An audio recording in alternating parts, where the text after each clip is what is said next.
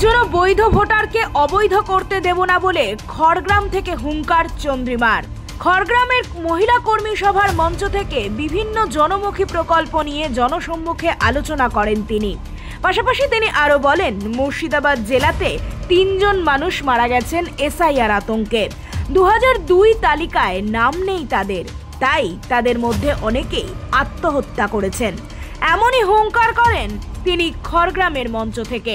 3 জন মানুষ আতঙ্কে মারা গেছেন, কারুর স্বামী, কারুর পুত্র, একজন নওদার, একজন বহরমপুরের আর আরেকজন কান্দির জন বিষ খেয়েছেন আতঙ্কে। আমি ঘুরে এলাম বহরমপুরে, তারক সাহা, তিনি গলায় দড়ি দিয়েছেন, নওদা থেকে গেছেন, তিনি পরিযায়ী শ্রমিক, তিনিও মারা গেছেন।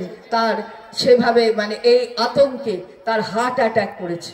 তো এইখানে দাঁড়িয়ে আমরা দেখছি যে এই জেলাতেই 3 জন। জঙ্গিপুর সাংগঠনিক জেলা মহিলা তৃণমূল কংগ্রেসের উদ্যোগে একটি মহিলা কর্মী সভার আয়োজন করা হয় খড়গ্রামের নগর কলেজে।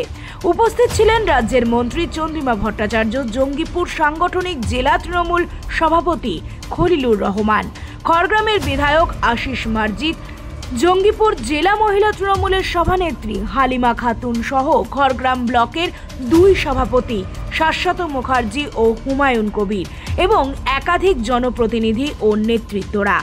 সেই মঞ্চ থেকেই চন্দ্রিমা ভট্টাচার্যের এই হুঙ্কারে আপ্লুত তৃণমূল কর্মীরা। 21-এর সময় থেকে আপনাদের হাতে এই লক্ষ্মীর ভান্ডার দেওয়ার জন্য বাজার চাঙ্গা থেকেছে, আর বাজার চাঙ্গা থেকেছে বলে অর্থনৈতিকভাবে বাংলা কখনো নিচে নামেনি, সবসময় ঊর্ধ্বগামী হয়েছে।